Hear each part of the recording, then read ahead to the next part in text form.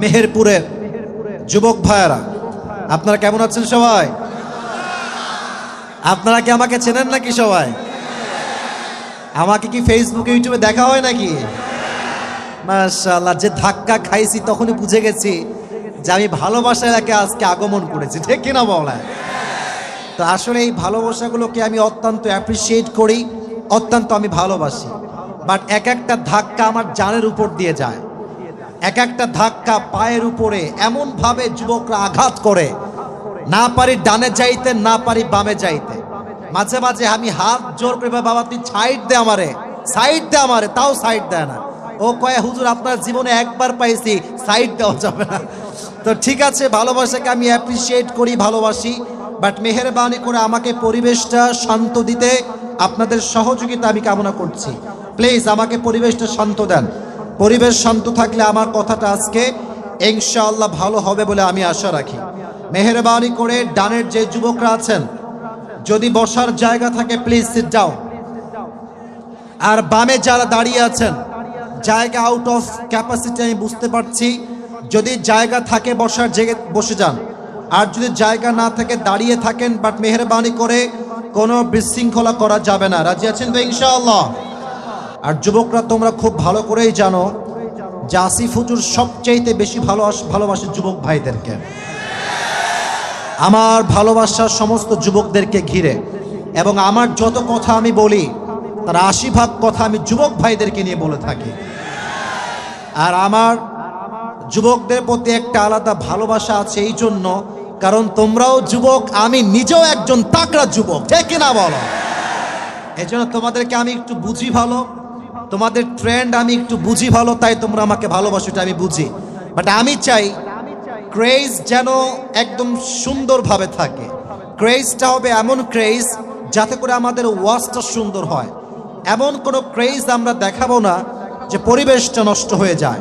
অনেক দূর দূরান্ত থেকে আজকের মানুষগুলো ছুটে এসেছে, এটা আমি আসিফের আকর্ষণ নয়, এটা একমাত্র কোরআনের জন্য ভালোবাসা, ঠিক কিনা? এই গণজোয়ার, এটা ইসলামের গণজোয়ার, এটা ইসলামের ভালোবাসার গণজোয়ার। এই গণজোয়ারকে রুখে দেওয়ার সাধ্য কারো কাছে নয়, ঠিক কিনা বলে? আমি যা দেখতে পাচ্ছি আজকে এই প্রোগ্রামের ডানে বামে যত মানুষ এসেছে, আমি যদি ভুল না করি, আই এম 100% শিওর যত শ্রোতা আজকে এসেছে তার 90%-এরও বেশি যুবক ভাইয়ের আজকের মাহফিলে এসেছে। মনটা বড্ড ভালো হয়ে গিয়েছে আপনাদের সঙ্গে সাক্ষাৎ করতে পেরে। আমি আমার যুবক ভাইদের জন্য প্রথম অ্যাডভাইস দিতে চাই আমার কলিজার থেকে, মন থেকে। তোমাদের যে বয়সটা 20, 18, 19, 21 কিংবা 22, তোমার জীবনের সবচাইতে গুরুত্বপূর্ণ সময় হচ্ছে এইটা। যেই যুবকের জীবন 20, 22, 23, 24, 25-এ সুন্দর হয়ে যায়, তার ভবিষ্যৎটা সুন্দর হয়ে যায়। আর যে এই জীবনে প্রেম ছ্যাঁকা খেয়ে জীবনটাকে নষ্ট করে দেয়, তার পুরো জীবনটাই তামা হয়ে যায়। সো এই সময়টাকে কন্ট্রোল কর। আর একটা কথা মাথায় রাখবা, তুমি যেই মেয়ের জন্য নিজের ক্যারিয়ারটাকে নষ্ট করে তার পেছনে সময় নষ্ট করছো, मेरे दोस्त एक बात याद रखना, दुनिया में एक ही लड़की नहीं है और भी लड़की बाकी है। তুমি একজন মেয়ের পেছনে ঘুরে ক্যারিয়ার নষ্ট করবা, সেই মেয়ে তোমাকে তো বিয়ে করবেই না, কারণ আজকালকার মেয়েরা চরিত্রবান যুবকের চাইতে টাকাওয়ালা যুবককে একটু বেশি প্রাধান্য দেয়। এই জন্য মেক ইউর ক্যারিয়ার ফার্স্ট। নিজের জীবনকে সুন্দর করো, প্রকৃতপক্ষের মুসলিম হয়ে দেখাও। তুমি যদি সফল হতে পারো, তোমার জীবনে দিনদার মেয়ের কোনো অভাব হবে না, ঠিক কিনা বলো? So make your career first. আমার যুবক ভাইরা, আজকে আমরা যে কিতাব থেকে তাফসীর শুনবো, যুবক ভাইরা, মুরব্বী আব্বাজানরা বলেন তো কিতাবটার নাম কি? না, জোরে বলতে হবে, কিতাবটার নাম কি? এই কোরআনে কোনো ভুল আছে? কোনো সন্দেহ আছে? সন্দেহের লেশ মাত্র আছে? যালিকাল কিতাব লা রাইবা ফীহি হুদাল লিল মুত্তাকিন। এটা এমন একটা বই, যেই বইয়ে কোনো সন্দেহ নাই, সন্দেহের লেশ মাত্র নাই। The most authentic and original book in the world, whereof there is no doubt in it, a guidance to those who are muttaqin. এটা এমন একটা বই যেই বইয়ে কোনো সন্দেহ নাই, সন্দেহের লেশ মাত্র নাই। যারাই মুত্তাকি তাদের জন্য আল্লাহ তাআলা এই কিতাবটাকে হেদায়াত স্বরূপ পাঠিয়ে দিয়েছে। সুবহানাল্লাহ পড়বেন না আপনারা সবাই? এবার আমি একটা প্রশ্ন করি, সবাইকে মন খুলে উত্তর দিবেন। কোরআনটা যে পড়ে, যে মানে, যে বোঝে, তার ভাগ্যের চাকা কি বন্ধ হয়ে যায় না খুলে যায়? তার ভাগ্যের চাকা কি দুর্ভাগা হয়ে যায় না সৌভাগ্যবান হয়ে যায়? দলিল কি? 16 নম্বর পারা 11 নম্বর পৃষ্ঠা সূরাতু তাহা। Allah says in this ayah, Taha ma anzalna alayka al-Qur'ana litashqa. O my prophet, I have not sent to you this Quran that you be distressed. নবী হে, কোরআনটা এই জন্য নাজিল করি নাই যে আপনি দুর্ভাগা হয়ে যাবেন। কোরআনটা এই জন্য নাজিল করি নাই যে আপনার কপালের চাকাটা বন্ধ হয়ে যাবে। বরং কোরআনটা যে পড়বে, যে মানবে, যে বুঝবে, তার ভাগ্যের চাকা আল্লাহ তাআলা নিজেই খুলে দিবে। সুবহানাল্লাহ পড়বেন না যুবক ভাইয়েরা আপনারা? এটা হচ্ছে সেই কোরআন। এই কোরআন থেকে আজকে আমরা তাফসীর শুনবো। আমি আজকে সূরাতুদ দুহা একটি ছোট্ট আয়াত তেলাওয়াত করেছি। আল্লাহ তাআলা আয়াতে বলছেন, ওয়ালাল আখিরাতু খায়রুল লাকা মিনাল উলা। Allah says in this ayah, the life of hereafter is much more better than this worldly life. আল্লাহ বলছেন এই দুনিয়ার জীবনের চাইতে আখিরাতের জীবনটা অধিক অধিক হাজার গুণ বেশি উত্তম। অপরাতে আল্লাহ তাআলা বলছেন, যখন দুনিয়ার মানুষগুলো মারা যাবে, পরকালের জীবন যখন তারা শুরু করবে, কান্নাহুম ইয়াউমা ইয়ারাউনাহা লাম ইয়ালবাথু ইল্লা আশিয়াতান আও দুহাহা। When the people of the world they will face the life of hereafter, they will say, we were in the world just like on morning or on evening. যখন দুনিয়ার মানুষগুলো পরকালের জীবনকে দেখতে শুরু করবে, কাটাতে শুরু করবে, তারা বলবে, আমাদের মনে হচ্ছে আমরা দুনিয়াতে হয়তো একটা বিকাল অথবা একটা সন্ধ্যা ছিলাম। এটা হবে এতটা লম্বা সময়, পরকালের জীবনটা হবে বিশাল লম্বা একটা পিরিয়ড। এটা হচ্ছে সেই পরকালের জীবন। তো আজকে আমরা যেই বিষয়ে কথা শুনবো কোরআন থেকে, আলোচনার সেন্ট্রাল থিম বা সাবজেক্ট ম্যাটারটা হচ্ছে the life of hair after, কবরের জীবন, আখিরাতের জীবন, পরকালের জীবন। বড্ড কষ্ট পেলাম আজকের মাহফিলে, বড্ড কষ্ট পেলাম। এভাবে যদি পরিস্থিতি বারবার চিৎকার করেন, আমি একা মানুষ ওয়াজটা করব কেমন? আয়াত ভিত্তিক তাফসীর করতে হলে মনোমাইন্ড ক্লিয়ার থাকতে হয়। আপনারা এত ভিড় ডানে ভাবে যে আমি সাউন্ডটা পারফেক্টলি পাচ্ছি না, গলা আমার ভেঙে যাবে। পুরো বছর আমাকে ওয়াজ করতে হবে যুবক ভাইরা, একটু আর সাউন্ড করেন না। আমি পায়ে পায়ে ধরছি, প্লিজ সাউন্ড করেন না। আমি কোনো প্রশ্ন করলে উত্তর দিবেন, বাদ বাকি কোনো সাউন্ড করবেন না। আস্তাগফিরুল্লাহ, আস্তাগফিরুল্লাহ। সবাই একটা তাকবীর দেন, লিল্লাহি তাকবীর। The life of hereafter. আজকে আমাদের মূল আলোচনা বিষয়বস্তু হচ্ছে পরকালের জীবন।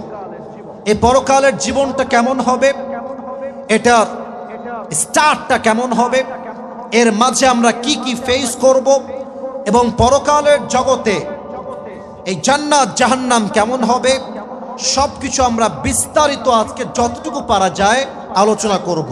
রাজি আছেন তো ইনশাআল্লাহ?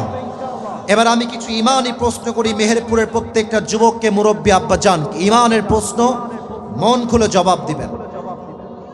আমরা সবাই পরকালের জীবন বলতে একটা জীবন যে আছে, যেই মাটিতে আমরা বসে আছি, আগামীকাল যে 3.5 হাত মাটির নিচে কবরস্থ হতে হবে, এটা আমরা সকলেই বিশ্বাস করি কি করি না?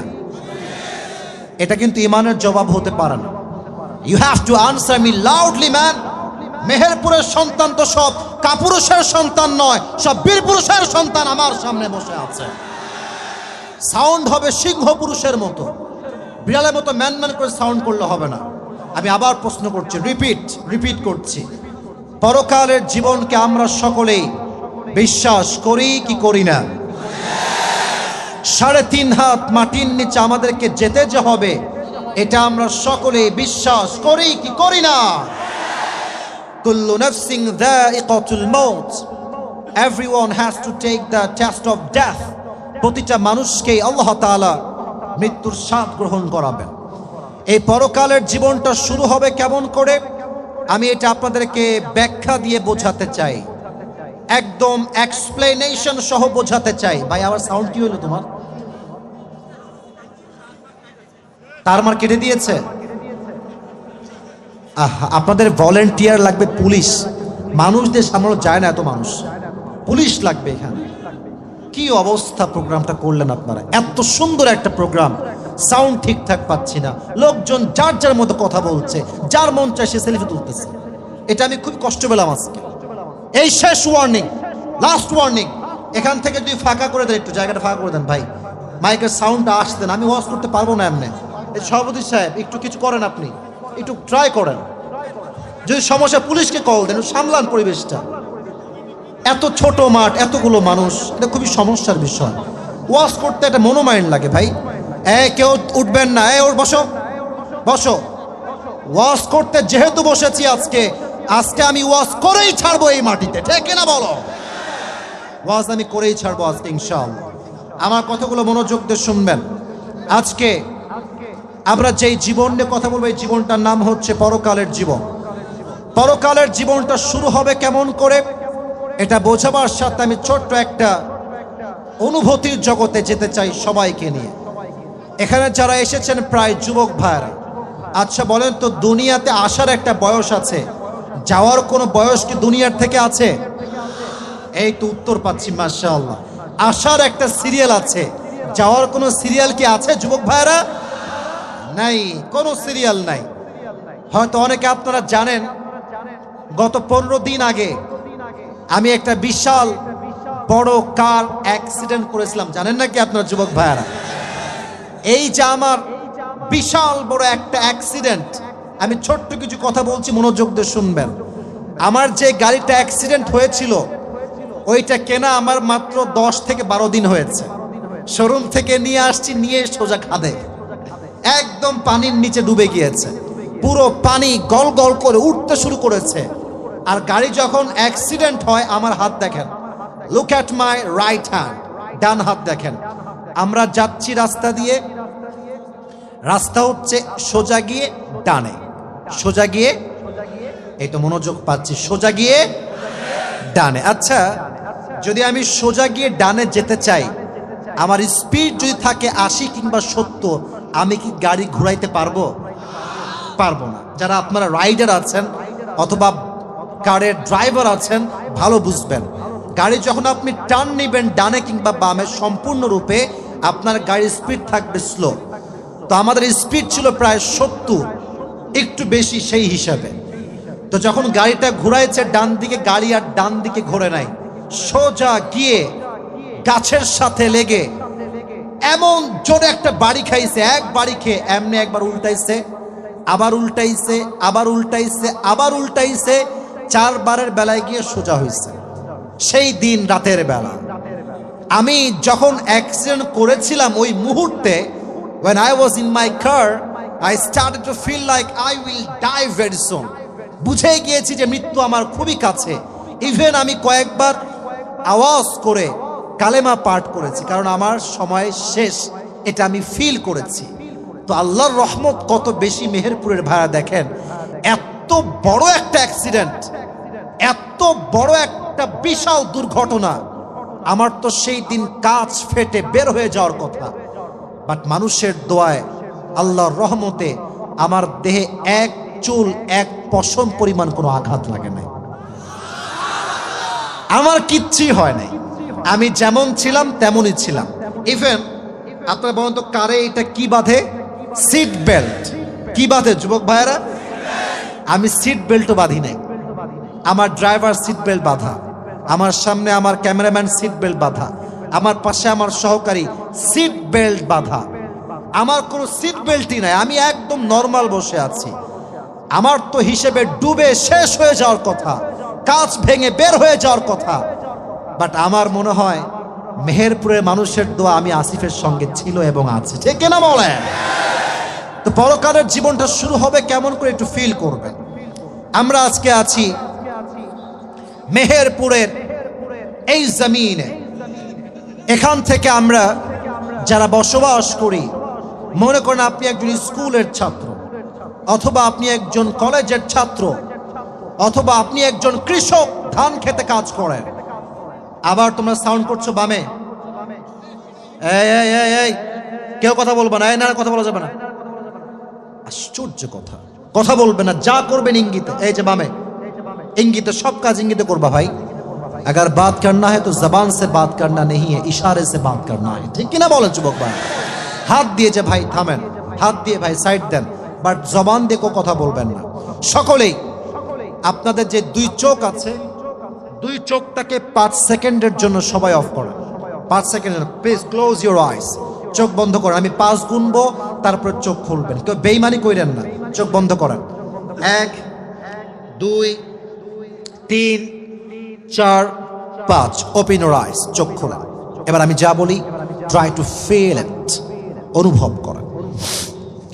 আমরা আজকে বসে আছি মেহেরপুরের এই জমিনে তাফসীর প্রোগ্রামে। আগামীকাল সকালে আপনি যাচ্ছেন স্কুলে, কলেজে, অথবা you are going to your work place, কাজে যাচ্ছেন। আপনি আছেন বাইকে, অথবা আপনি আছেন সিএনজিতে, অথবা আপনি আছেন ভ্যানে। যাবেন আপনি কুষ্টিয়ার মেইন শহরে, অথবা মেহেরপুরের মেইন জায়গায়। তো আপনাদের একটা বিশ্ব রোড এই সামনে আছে না নাই? বিশ্ব রোডে আপনি যখন উঠবেন, আপনার বাইক নিয়ে এমনি আসতেছেন, উঠেই আপনি বামে যাবেন। তো যখন আপনার বাইক নিয়ে বা সাইকেল নিয়ে অথবা ভ্যান নিয়ে আপনি উঠছেন, আপনার গতি আছে খুবই স্লো, 15 অথবা 20, আপনার কোনো দোষই নাই। যখনই আপনি রাস্তায় উঠে বাম দিকে মোড় নিবেন, সাডেনলি পেছন থেকে একটা বিশাল ট্রাক এসে এমন একটা ধাক্কা দিয়েছে আপনাকে, এক ধাক্কায় আপনি মানুষটা 70 হাত দূরে গিয়ে পড়েছেন। আর আপনার এই যে মাথাটা, এই মাথাটা রাস্তার যে পিচ ঢালাও করা আছে ওখানে গিয়ে ঠাস করে লাগছে। আর একটা আঘাতে মাথার ফিলকি দিয়ে সব ফেটে গল গল করে রক্ত বের হচ্ছে। রক্তে পুরো জায়গাটা রক্তাক্ত হয়ে গিয়েছে। আর মেহেরপুরের সব মানুষ দৌড় দিয়ে আসারে বাঁচাও, একে সবাই ধরে মেডিকেল নিয়ে যাও। অ্যাম্বুলেন্স চলে আসছে। এবার সবাই আপনাকে ধরে মেডিকেল নিয়ে গিয়েছে অ্যাম্বুলেন্সে করে। হঠাৎ করে 24 ঘন্টা পরে আপনি আপনার চোখ খুলেছেন। চোখ খুলে দেখছেন অবাক করা কাণ্ড, ডানে বামে সামনে পেছনে ওপরে সব সাদা, দেওয়ালটা সাদা। যেই বেডে শুয়ে আছেন বেডের চাদরটা সাদা, যে বালিশে মাথা, বালিশের কভারটা সাদা। Everything is look like a white colour, সব সাদা। ভাবছেন যে আমি আসলাম কোথায়, আমি এসেছি কোথায় এইটা। তো চোখ দিয়ে খুব ভালো করে তাকায় দেখছেন ওই রুমের গেটে লেখা আছে ICU, last stage of life. জীবনের শেষ মুহূর্তে আপনি অবস্থান করছেন। এই আইসিইউ রুমে নিজেকে দেখে আপনি আপনার পুরো জীবনের অতীতকে স্মরণ করছেন, যে জীবনে আমি কি করলাম। মেয়েগুলো ভাবছে আমি আমার জীবনে পর্দা করলাম না কেন। আমি যা দেখতে পাই আমার এই বাংলার মাটিতে বেশিরভাগ যুবকরা নষ্ট হয়েছে মেয়েদের বেপর্দার কারণে। মেয়েরা যখন রাস্তাঘাটে বের হয়, তার পোশাক এতটা টাইট ফিটিং হয়, তার চেহারার দিকে তাকালে, তার দিকে চোখ পড়লে যুবকের চোখ শুধু নষ্ট হয় না, একজন মুরব্বীর চোখ, ইমান, চরিত্র সব নষ্ট হয়ে যায়। তবে মেয়েরা একটা লজিক দেয় আমাদেরকে, বলে যে হুজুর আমাদের পোশাকে কোনো দোষ নেই, আমাদের চোখের দোষ। এটা তাদের একটা লজিক। আমি লজিকটা ভেঙে দিচ্ছি আমার লজিক দিয়ে। আচ্ছা, মনে করুন আপনাদের এই কুষ্টিয়ার রোড যেটা আছে এদিকে, আমি যাচ্ছি কুষ্টিয়াতে বা মেহেরপুরে, আমি আসতেছি রাজশাহী থেকে। এই যে বিশ্ব রোডটা, আমার গাড়ি আছে 100 আপ, 100-র উপরে, 105 কিংবা 110।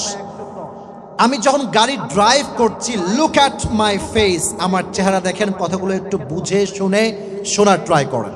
আমি যাচ্ছি, হঠাৎ করে দেখলাম সাডেনলি আমার কারের সামনে একজন যুবতী মেয়ে এমন একটা পোশাক পরে আসছে যেটা বাজে পোশাক, ওয়েস্টার্ন কালচারের ড্রেস, বাজে একটা অবস্থা।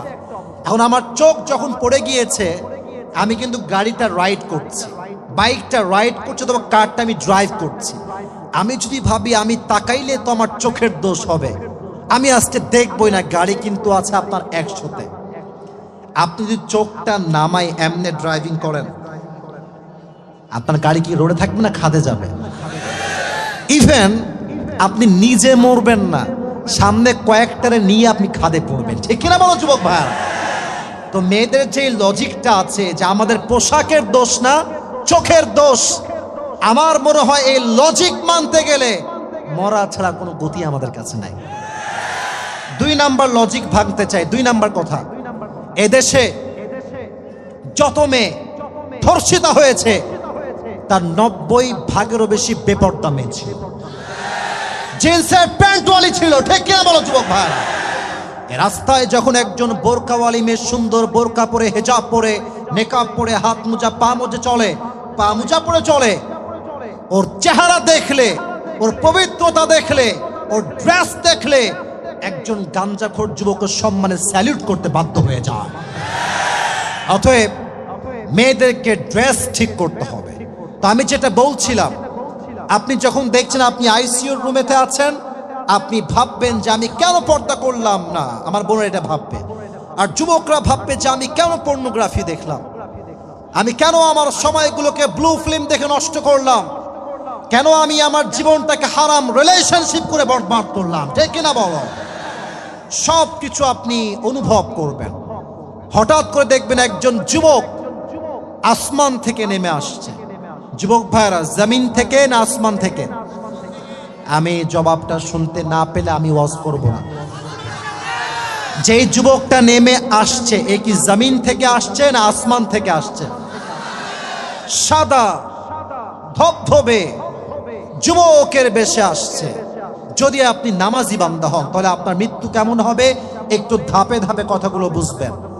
নামাজি বান্দা যখন মারা যাবে, তার সামনে মালাকুল মউত একজন সাদা ধবধবে যুবকের বেশে আসবে, ডাক দিয়ে বলবে, ইয়া আইয়াতুহান নাফসুল মুতমাইন্নাহ উখরুজি ইলা মাগফিরাতিল্লাহি ওয়া রিজওয়ানিহি, হে প্রশান্ত আত্মা, কোনো টেনশন নাই, বের হয়ে আসো, ইলা মাগফিরাতিল্লাহি ওয়া রিজওয়ানিহি, তোমার রবের ক্ষমা তথা জান্নাতের দিকে বের হয়ে আসো। সুবহানাল্লাহ পড়বেন না আপনারা? আচ্ছা, এইটা আমার হাতে কি বলেন তো দেখি? কাগজ। বলেন সবাই, এটার নাম কি? লিফলেট। তো এটা প্রিন্ট করার পরে লিফলেট হয়েছে, ঠিক আছে, বাট এটার বেসিক তো হচ্ছে একটা কাগজ। এটা কি যুবক ভাইয়ারা? উত্তর পাইলাম না, আরো ভালো করে। এটার নাম কি? কাগজ। এটা কি গোল না চারকোনা? হাদিস শুনবেন, মনোযোগ দিয়ে হাদিসগুলো বুঝবেন। যখন নামাজি যুবক কিংবা মুরব্বী কিংবা মা মারা যাবে, তার রুহটাকে রিসিভ করবার জন্য আল্লাহ তাআলা জান্নাত থেকে একটা স্পেশাল রেশমি রুমালের কাপড় জান্নাত থেকে দুনিয়াতে পাঠিয়ে দিবে। সুবহানাল্লাহ। আয়াপাদের আপনার রুহটা বের হবে, সুন্দর করে লাল রেশমি রুমালের কাপড়ে জড়িয়ে আপনার রুমালটাকে নিয়ে, রুহটাকে নিয়ে ফেরেশতা ইল্লিয়িন তথা জান্নাতের ঠিকানায় নিয়ে পৌঁছে দিবে। সুবহানাল্লাহ পড়ে সবাই। This is the death of people, those who perform the salah. এটা হচ্ছে নামাজি বান্দার মরণ। 2 নাম্বার হচ্ছে বেনামাজি বান্দার মরণ। বেনামাজি বান্দা যখন মারা যাবে, তার সামনে মালাকুল মউত যখন আসবে, তার দেহের রং হবে নীল, আর দেহের এই পোশাক এটা হবে ব্ল্যাক। তার পা থাকবে জমিনে, আর হেড মাথা থাকবে আকাশ বরাবর। বিশাল লম্বা একটা দেহ নিয়ে এসে আসবে। তার ভয়ঙ্কর চেহারা দেখে বেনামাজির দেহের প্রত্যেকটা অঙ্গ প্রত্যঙ্গ থরথর থরথর করে কাঁপবে। একবার ডানে, একবার বামে, একবার পেছনে পালাইতে চাইবে, কিন্তু পালাতে পারবে না। মালাকুল মউত একটা চিৎকার দিয়ে বলবে, ইয়া আইয়াতুহান নাফসুল খাবিসা উখরুজি ইলা গাযাবিল্লাহ, এই বেনামাজি বান্দা বের হয়ে আয় আল্লাহর গজব তথা জাহান্নামের দিকে। এই ডাক শুনে বেনামাজি ভয়ে চিৎকার দিয়ে উঠবে। তার রুহটা একবার ডানে বামে দৌড়াতে চাইবে, কিন্তু পালাতে পারবে না। এদিকে দেখেন আমার বাম হাত, সঙ্গে সঙ্গে মালাকুল মউত তার বাম হাত দিয়ে একটা থাবা মারবে। একটা থাবা যখন মারবে, বেনামাজি যুবকের রূহ যখন কবজ করবে, হাদিসে আসছে একটা জীবিত ছাগলকে যাবেহ না করে তার চামড়া টেনে হিচড়ে ছিঁড়লে যেই পরিমাণ কষ্ট হয়, তার চাইতে কমসে কম 70 গুণ বেশি কষ্ট দিয়ে বেনামাজি বান্দার রূহকে কবজ করা হবে। সকলে বলেন নাউজুবিল্লাহ। আচ্ছা বলেন তো মেহেরপুরের ভাইরা, মৃত্যুর যে কষ্ট আমি বললাম পরকালের জীবনের আগে হবে, আমাকে ইমানদারি করে বলেন তো এই কষ্ট কি আমরা কেউ সহ্য করতে পারবো? শুনি নাই, আমরা কি এই কষ্ট কেউ সহ্য করতে পারবো? যখনই আপনার মৃত্যু হয়ে যাবে, then the life of hereafter will start now, এই তো আপনার পরকালের জীবনটা শুরু হবে।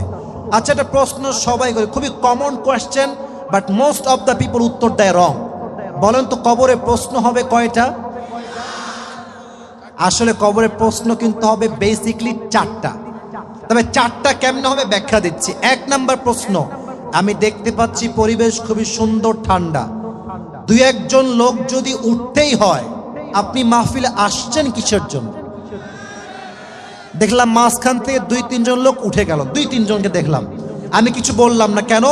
2-1 জনের ওয়াশরুম লাগতে পারে, that's very urgent issue, it's okay. But আমার কথা একটা, 2-3 জন বাদ দিয়ে যদি 4-5 জন উঠে যায়, ওর বিরুদ্ধে আছে কঠোর অ্যাকশন আমরা এই মাটিতে নিব। ঠিক কিনা বলো যুবক ভাই? পুরো বছরে একটা দিন মাহফিল আমি উঠেছি 10টা 55-তে। আমি আমার কমিটমেন্ট ঠিক রাখবো, কমপক্ষে আজকে রাত 12টা পর্যন্ত ওয়াজ হবে হবে হবে হবে। ঠিক কিনা বল? পরিবেশ কেউ ঘোলাটে করার ট্রাই করবেন না। আমি আমার জীবনের সর্বোচ্চটুকু দিয়ে কথা বলছি, মনে হচ্ছে আমি হার্ট অ্যাটাক করবো, আমার এতটা কষ্ট হচ্ছে আজকে, ঘেমে গিয়েছি, সাউন্ড পারফেক্ট না, সাউন্ড আমার কানে ভালো করে আসছে না, তাও কথা বলছি ভালোবাসা দিয়ে। সবাই একটা কাশি দেন, একটা তাকবীর দেন, তাহলে একটু পরিবেশটা আরো একটু সুন্দর হবে। লিল্লাহি তাকবীর। কবর 1 নাম্বার প্রশ্ন হবে মার রব্বুক, হু ইজ ইউর লর্ড? আমাদের রবকে বলেন। শাহাদত আঙ্গুলি উত্তোলন করে বলেন সকলে, আমাদের রবকে। আল্লাহ আমার রব, বলেন আল্লাহ আমার রব, দমে দমে তনু মনে তারি অনুভব। সুবহানাল্লাহ পড়বেন না আপনারা সবাই? তোমার দুনিয়াতে আমি যেদিকে তাকাই, অথই নিয়ামতে ডুবে আছি সবাই। পাখপাখালির কণ্ঠে শুনি তাসবিহ কল রব, তাসবিহ কল রব। পড়েন আল্লাহ আমার রব, দমে দমে তনু মনে তারি অনুভব। ঠিক কিনা বলেন যুবক ভাইরা? আসতেছে না আসবে? আমাদের যুবক ভাইরা যারা পেছনে দাঁড়িয়ে আছেন, আমাদের এমপি সাহেব আসতেছেন, প্লিজ সাইড দ্য রোড, একটু রোডটা সাইড দিবেন, ফাঁকা রাখবেন, ওনাকে আসতে দিবেন সম্মানের সাথে। আর হ্যাঁ, ওদিকে কেউ তাকাবেন না। আমাদের সম্মানিত এমপি সাহেব আসবেন, বসবেন, আমরা তাকে অ্যাপ্রিসিয়েট করব, সম্মান দিব, বাট পরিবেশ সামান্য পরিমাণ নষ্ট করা যাবে না। ঠিক কিনা বলো যুবক ভাইরা? আমি আমার কথাগুলো আমি চালিয়ে যাচ্ছি। 2 নাম্বার প্রশ্ন, আমার নবিয়্যুক, তোমার নবীর নাম কি? আতারিফু হাযার রাজুল, do you know who is this person, do you know who is he? তুমি কি জানো এই ব্যক্তির নামটা কি?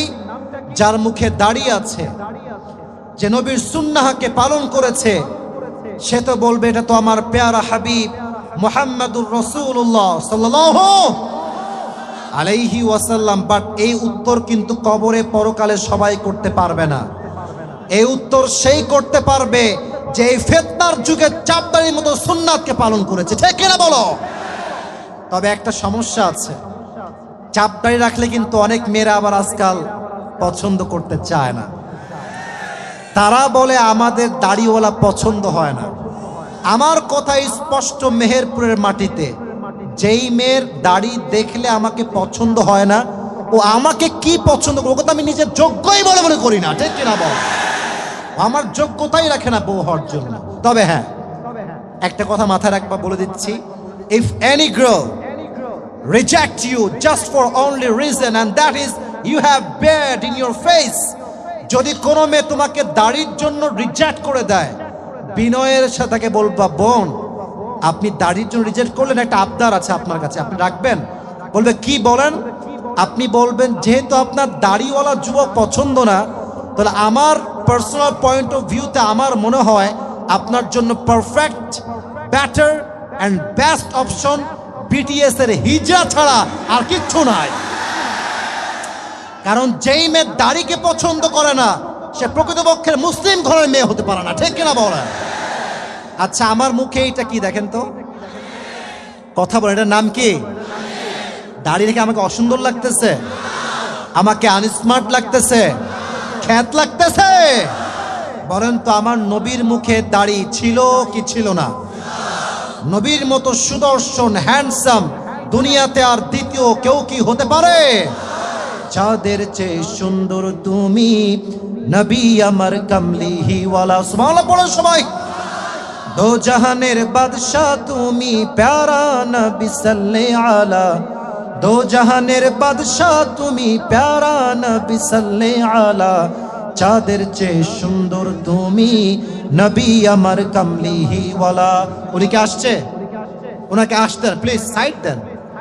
এত সম্মানিত মানুষ আসছে, সাইড দেন মেহেরবানি করে। কেউ বিশৃঙ্খলা করবেন না। আমাদের এমপি সাহেবকে আল্লাহ তাআলা নেক হায়াত দান করুন, সকলেই পড়ে আমিন। এমপি সাহেবকে সুন্দর করে নিয়ে এসে বসিয়ে দেন, নিয়ে আসেন, নিয়ে আসেন। মাশাআল্লাহ, মাশাআল্লাহ, মাশাআল্লাহ। বসুন। আসসালামু আলাইকুম স্যার, ভালো আছেন? বসেন, বসেন। আমাদের এমপি সাহেব চলে আসছে, আমরা সবাই খুশি না বেজার? না, এমপি সাহেব আসছে, ওনাকে সম্মান করা হচ্ছে আমাদের নৈতিক দায়িত্বের ভিতরে পড়ে। আমাদের এমপি সাহেব উনিও আসছে। সোহেল চেয়ারম্যান ভাই কোথায়? জনাব মোহাম্মদ সোহেল আহমদ চেয়ারম্যান সাহেব উনিও আসতেছেন। আমাদের এমপি সাহেব চলে আসছেন। সংসদ সদস্য মেহেরপুর 2 গাংনী আমাদের নাজমুল হক সাগর ভাই, আমি ভাই বলে সম্বোধন করলাম। আল্লাহ আমাদের সাগর ভাইকে এই জনগণের খেদমত যিনি করছেন, এই খেদমতকে আল্লাহ তাআলার সন্তুষ্টির ওয়াসিলা হিসেবে কবুল এবং মঞ্জুর করুন, সকলে পড়া আমিন। আমি আপনাদেরকে একটা বিনীত আবদার করব, প্রোগ্রামটি যা সুন্দর আছে আরো সুন্দর হবে, বাট আই নিড টাইমস, আমার একটু সময় লাগবে। মেহেরবানি করে আমার ওয়াজের মূল কথাগুলো শেষ করতে দেন। আমরা দোয়া করে একসঙ্গে মুসাফা করে তারপরে বাসায় যাব। রাজি আছেন তো ইনশাআল্লাহ?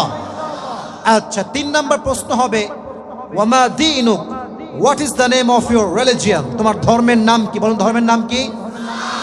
ইসলামকে অ্যাজ এ রিলিজিয়ন, ধর্ম হিসেবে পেয়ে আমরা সবাই খুশি না বেজার?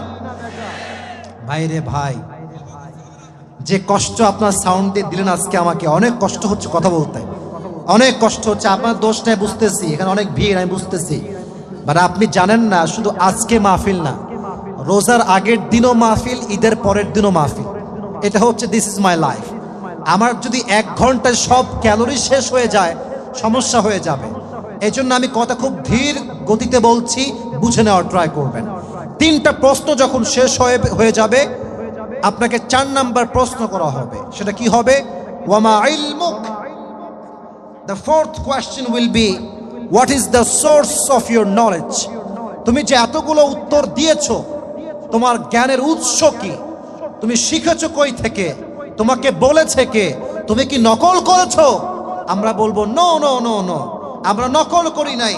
আমাদের জ্ঞানের উৎস হচ্ছে একটা কিতাব। কিতাবটার নাম কি? এই কথা বলার সাথে সাথে ফেরেশতা আপনাকে বলবে, ঘুমিয়ে যাও।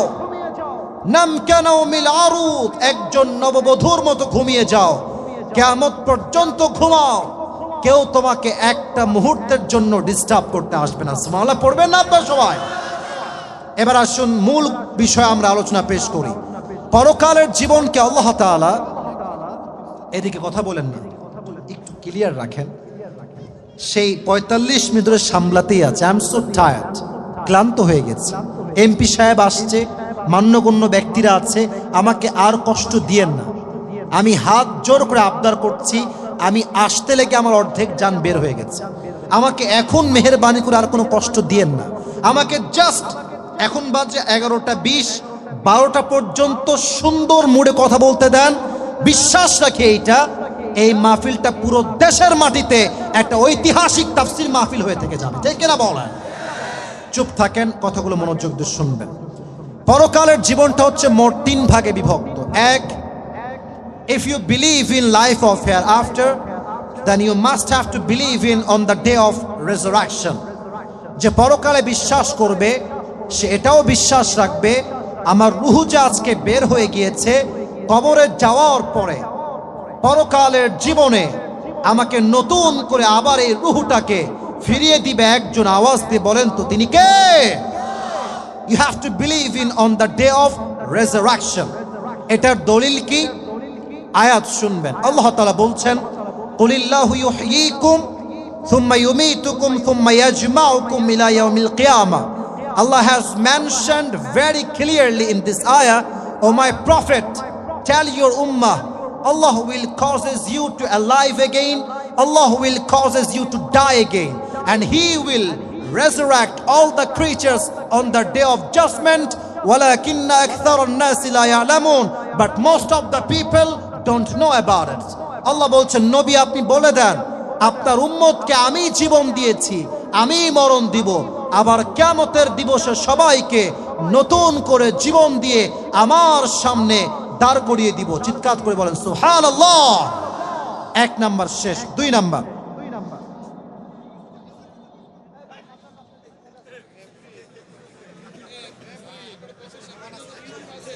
বলেন সবরের আর কত বড় লেভেল লাগে আপনাকে বলেন? সবরের আর কত লেভেল আপনার পরীক্ষা করুন আমাকে বলেন। আজকে কলা শেষ, আমার সাউন্ড সিস্টেম ভালো না, লোকজনের পরিবেশ ভালো না, জীবনটা শেষ হয়ে গেল আজকে আমার কথা বলতে গিয়ে। আশ্চর্য একটা অবস্থা। ভলান্টিয়ার্স ঠিক নাই, পুলিশ নাই। এত বড় একটা প্রোগ্রাম, পুলিশের প্রোগ্রাম হয় নাকি? এতগুলো প্রোগ্রাম পুলিশ লাগবে হ্যান্ডেল করার জন্য। আজীব একটা কথা, তাফসীর পেশ করতে পারছি না আমি। এই ভাই আপনি সাউন্ডটা বাড়ান তো, সাউন্ডটা আপনি বাড়ান। সিস্টেম আছে সবকিছু। সাউন্ড তো বাড়েও না আপনার ভাই, সাউন্ড তো আমার ঘিন ঘিন করে আওয়াজ হয়। আচ্ছা আচ্ছা শোনেন, মেজাজটা ঠান্ডা রাখি ভাই, আমাকে মেজাজটা কুল রাখতে দেন প্লিজ। এখানে এমপি সাহেবরা আছেন, আমি কোনো প্রকার ধমক দিতে চাই না। মেহেরপুরের মানুষ মানেই তো হচ্ছে একটা ভালোবাসার জায়গা, ঠিক না বলেন? তো আপনি যদি বিশৃঙ্খলা করেন আমি কি বলবো যাওয়ার সময় আপনাদেরকে বলেন তো? মেহেরবানি করে ঠান্ডা মাথায় কথা বলতে দেন। আর বামে যদি আরেকবার দেখেছি কেউ কারো নাম ধরে ডাকছো মাছের বাজারের মতো, খবর আছে কিন্তু। আমি খবর না, জনগণ খবর করবে আজ তোমাদের। আর একটা সাউন্ড আমি চাই না এখানে। আর কত এই লোকগুলো কত ধৈর্য ধারণ করে বসে আছে, বারবার ইচ্ছা মতো যে যার নাম ধরেছে, এই শিমুল, এই শিমুল, দেখি মাছের বাজার নাকি মিয়া? খবরটা কোনো সাউন্ড করবেন না। 2 নাম্বার বিষয়, এগুলো বিষয় আসলে ভাইরাল হয়ে যায়। এই হাসবেন, এই চুপ করে থাকো। এটা মেহেরপুরে বদনাম হবে, এটা মেহেরপুরে বদনাম হবে যে মেহেরপুরে মানুষ কোনো ভদ্রতা নাই, খালি সাউন্ড আর সাউন্ড। আমি তো কুষ্টিয়ায় মাহফিল করছি, এরকম পরিবেশ আমি দেখি নাই, এরকম আমি কখনো দেখি নাই কুষ্টিয়ার মাটিতে। মেহেরবানি করে আপনারা ভালো মানুষ, আমাকে পরিবেশ দেন। আর মাত্র 15 মিনিট সময় আছে আমার, কেউ আওয়াজ করবেন না। 2, if you believe in life of hereafter, then you must have to believe in on the day of judgment.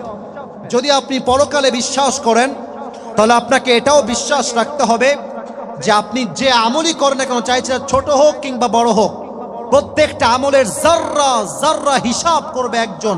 আওয়াজ দিয়ে বলেন তো তিনি কে? এই জন্য কোরআনে আল্লাহ তাআলা বলছেন, ফামান ইয়ামাল মিসকালা যাররাতিন খায়রান ইয়ারা ওয়া মান ইয়ামাল মিসকালা যাররাতিন শাররান ইয়ারা।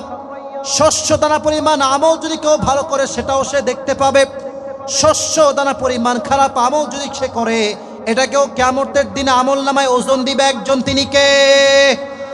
যে যাই করুক, জাররা জাররা পরিমাণ আমলও সেই দিন কিয়ামতের দিবসে ভারী দেওয়া হবে, ওজন দেওয়া হবে। বলেন কিয়ামতের দিবসে প্রত্যেকটা মানুষকে একটা বিষয়ে প্রথমে প্রশ্ন করা হবে, বিষয়টার নাম কি? কে বলতে পারে?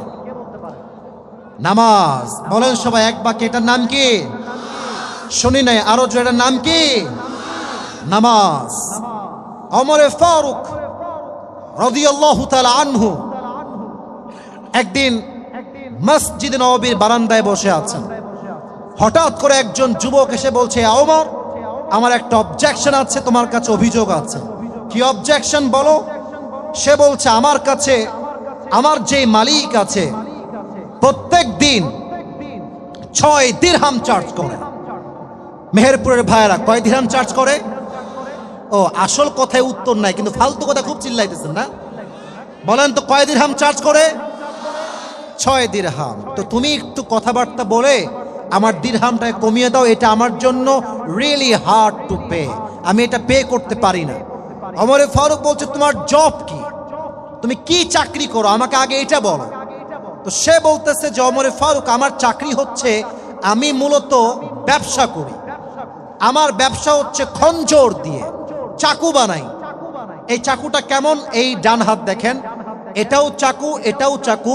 মাকবাদাতুহু ফি ওয়াসাতি, তার হ্যান্ডেলটা হচ্ছে মাঝখানে। বলছে, তাই নাকি? তো তোমার তো অনেক বড় ব্যবসা, তুমি তো কয়েক লাখ টাকার মালিক মিয়া, তোমার তো 6 দিরহাম অনেক কম হয়ে যায়, তোমার তো 10 দিরহাম দেওয়ার কথা। এটা শুনে ওই আবু লুলু আল মাজুসি বলছে, ও আচ্ছা, তুমি সবার বেলায় নরম, আর আমি যেহেতু অমুসলিম তাই আমার বেলায় গরম। দাঁড়াও, তোমার সাথে আমার খেলা হবে, দেখবো কার কত শক্তি আছে। এই কথা বলেই বের হয়ে গিয়েছে।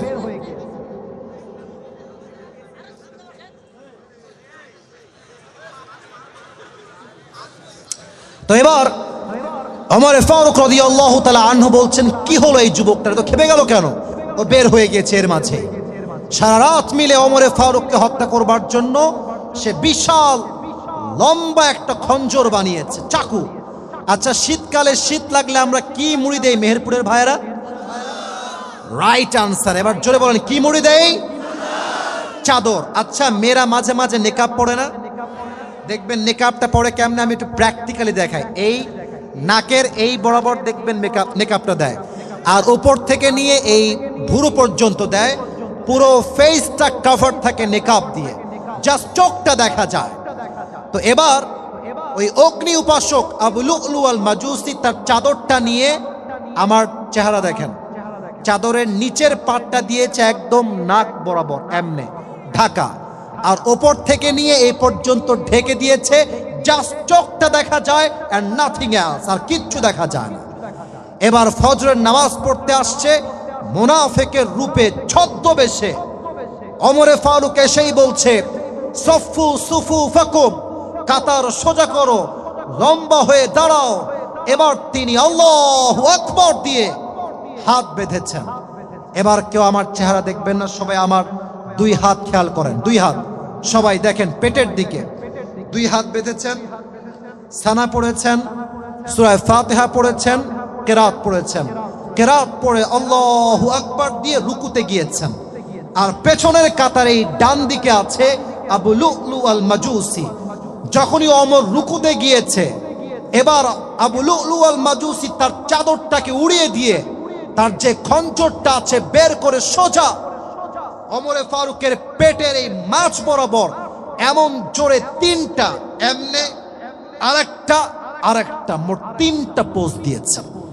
এক একটা পোচে ওমর ফারুকের পেটটা কেটে ভেতর থেকে নাড়ি ভুঁড়ি রক্ত সব বের হয়ে গিয়েছে। নাউজুবিল্লাহ পড়বেন না আপনার সবাই? ওমর ফারুক নামাজের মাঝে চিৎকার দিয়ে বলছে, কাতালানি আল কালব, আমাকে একটা কুকুর হত্যা করেছে, আমাকে বাঁচাও। এটা বলেই তিনি অজ্ঞান হয়ে পড়ে গিয়েছেন। সাহাবা একরাম সবকিছু সাহাবা একরাম দৌড় দিয়ে আসছে, বাঁচাও বাঁচাও। মদিনার সমস্ত ডাক্তাররা একত্রিত হয়ে গিয়েছে ওমরকে বাঁচাবার জন্য। আচ্ছা, আমার হাতে এটা কিসের বোতল? এবার বলেন, এটা নাম কি? পানির বোতল। ওমরকে শোয়ানো আছে, সাহাবা একরাম পেছনে তার ঘাড়ে হাত দিয়ে হালকা উঠিয়েছে, আর এই পানির বোতলটা খুলে মুখে পানি দিয়েছে। তো পানি যখন ঢুকেছে মুখ দিয়ে, এদিকে তাকান সবাই আমার দিকে, যুবকেরা, মুরব্বী আব্বাজানা আমাকে দেখেন, তার পানিটা ঢুকে এই গলা দিয়ে এসে পেট দিয়ে গিয়ে পুরো পেট কেটে তার পানিগুলো সব গল গল করে বের হয়ে যাচ্ছে। দুধ দিচ্ছে, দুধটা ঢুকে গলগল করে পেটের এই কাটা জায়গা দিয়ে দুধগুলো বের হয়ে যাচ্ছে। সাহাবায়ে কেরাম এই দৃশ্য দেখে বলছে ওমরে ফারুক হয়তোবা আর বাঁচবে না, তার হায়াত শেষ। সকলে কনফার্ম হয়ে গেছে ওমরে ফারুক is going to die very soon, সে মারা যাবে। হঠাৎ করে ওমরে ফারুক রাদিয়াল্লাহু তাআলা আনহু তার দুই চোখ খুলেছে। চোখ খুলে দেখে সাহাবায়ে কেরাম সব আশেপাশে দাঁড়িয়ে আছে। উনি একজনকে বললেন, এই সাহাবী এদিকে আসো, তাল আমার কাছে আসো, তোমার যেই কান আছে কানটা আমার মুখের কাছে দাও। ওই সাহাবী দৌড় দিয়ে এসে কানটা মুখের কাছে দিয়েছে।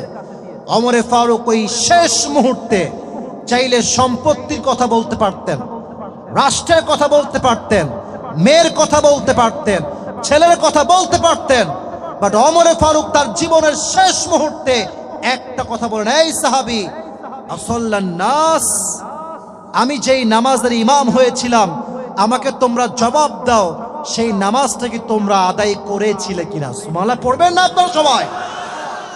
নামাজ কাকে বলে, গুরুত্ব কাকে বলে? জীবনের শেষ মুহূর্ত, নারী ভুঁড়ি সব বের হয়ে গিয়েছে, নামাজকে ভুলে নাই। আপনারা সবাই মিজানুর রহমান আজহারীর নাম শুনছেন? তাহলে এত আসতে কেন, জবাব নাম শুনছেন না সবাই আপনারা? আচ্ছা, ওনার একজন মাঝখানে কি হয়েছে, আপনার ধরতে পারছেন এদেরকে? খবরদার কেউ উঠবেন না, মারাত্মক ডিস্টার্ব করেছেন আজকে। আমার যেহেতু ভালোবাসা আছে, যে ভালোবাসতে জানে সে শাসনও করতে জানে। আমি যা শাসন করেছি ভালোবাসার থেকে, বেশি সময় আর নিব না। My time is going to be over very soon. আমাকে মনোযোগ দিয়ে শুনবেন। তো তার একজন নানা ছিল, আজহারীর নানা হয় সম্পর্কে, তার নাম হচ্ছে গোলাম সরওয়ার সাইদি হুজুর। নাম শুনছেন যুবক ভাইয়ের আপনারা? আমার দাড়ি কি সুন্দর! উনি মুরব্বী মানুষ, বাট ওনার দাড়ি দেখলে মনে হয় তাকড়া একজন যুবক ছিল, ঠিক কিনা বলো যুবক ভাইয়ারা? করোনা ভাইরাস যখন এসেছিল, ওনার একটা বক্তব্য খুব বেশি ভাইরাল হয়েছিল। উনি বারবার বলতেন একটা কথা, আমি জাস্ট কোট করছি, জাস্ট ওই কথাটাই কোট করছি। উনি বারবার বলতেন, নামাজ নাই যার ঈমান নাই তার। আসতে কেন, জোরে জোরে বলতে হবে কথা, ঠিক আছে কিনা? উনি আর একটা কথা বারবার বলতেন, নামাজ নাই যার, মুসলিম হিসেবে পরিচয় দেওয়ার কোনো অধিকার নাই তার, ঠিক কিনা বলে?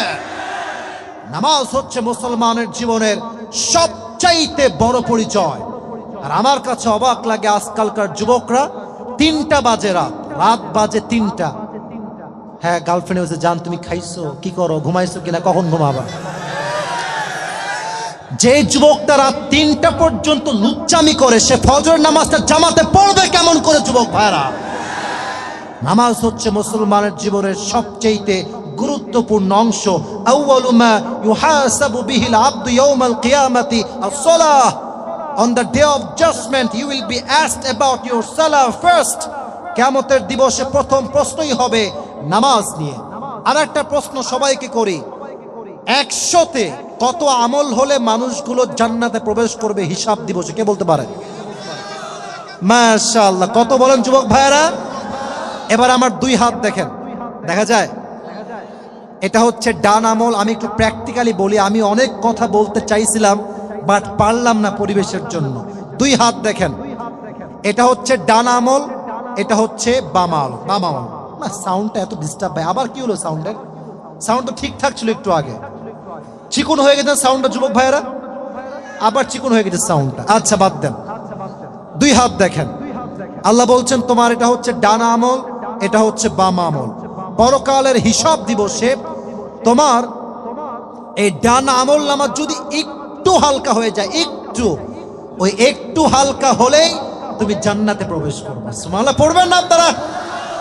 তবে একজন বান্দা কিয়ামতের দিন দাঁড়াবে, এই তো সাউন্ড পারফেক্ট, এই তো সাউন্ড, এরকম সাউন্ড থাকলে আমি 1 ঘন্টা না 1.5 ঘন্টা ওয়াজ করা যেত, ঠিক কিনা বলো যুবক ভাইরা? 1 ঘন্টা যাবত আমার জীবনটা একদম টানা মেনা হয়ে গেল আজকে। হাসি লাগতেছে তাই না? এখানে বসলে বুঝবেন যে কষ্ট কারে কয়। জীবনটা বিলীন করে আজকে ওয়াজ করলাম, দেখবেন কালকে চায়ের দোকানে আমাকে নিয়ে একটা মিটিং বসবে। যে সারা জীবন বিড়ি খাইছে, পেশাব করে পানি নেয় নাই, সে ওলামা একরামদের বিরুদ্ধে আঙ্গুল তুলবে আর কথা বলবে, ঠিক কিনা বলে? মানুষের মন রাখা বড় মুশকিল, বড় দায়।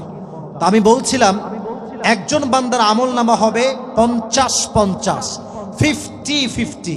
তাহলে তার আমল লাগবে কয়টার? তাহলে 50-কে 51 করতে কয়টা লাগে আগে এটা বল। একটা। তো সে ভাববে যারে আমার তো বাপ আছে এখানে, বাপকে বললেই বাপ দিয়ে দিবে। আব্বাজান আমাকে একটা আমল দাও, একটা আমল দিলেই আমি জান্নাতি। আব্বা বলবে তুই কে?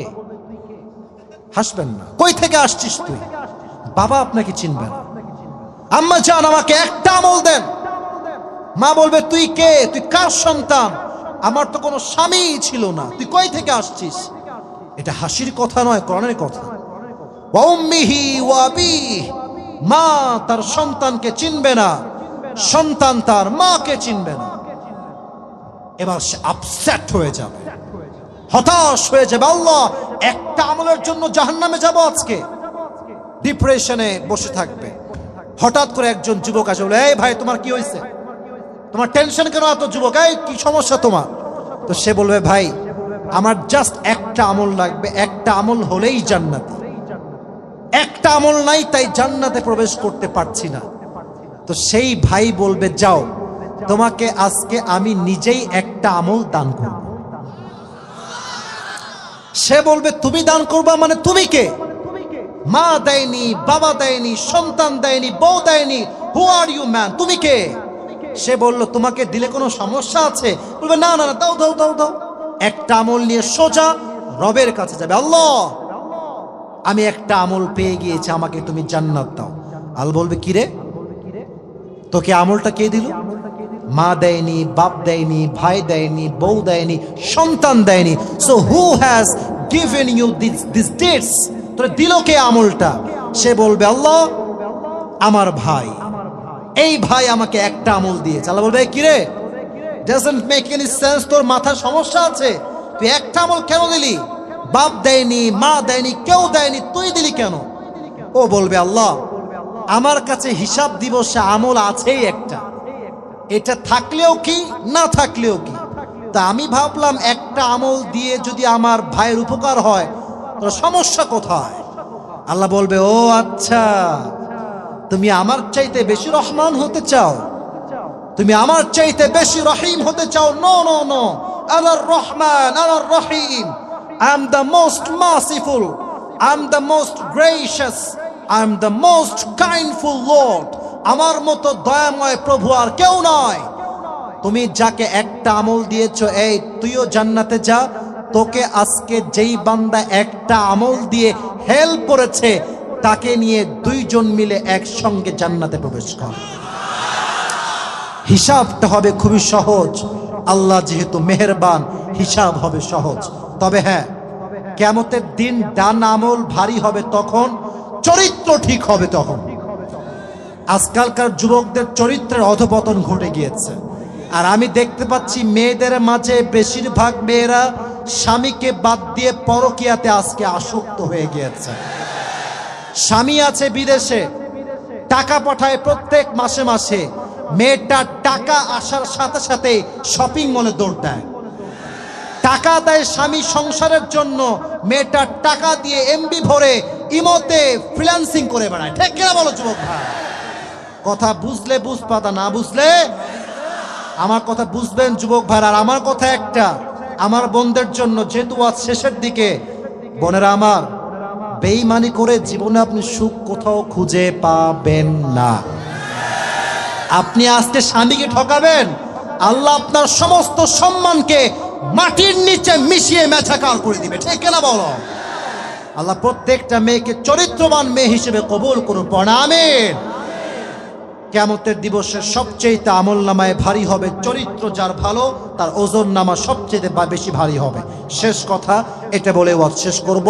3 নাম্বার বিষয় হচ্ছে, if you believe in life of hereafter, then you must have to believe in 2 things. Number 1 is paradise, number 2 is hellfire. এক হচ্ছে জান্নাত, আর এক হচ্ছে জাহান্নাম। কিয়ামতের দিনে মানুষের মাঝে গ্রুপ হবে কয়টা?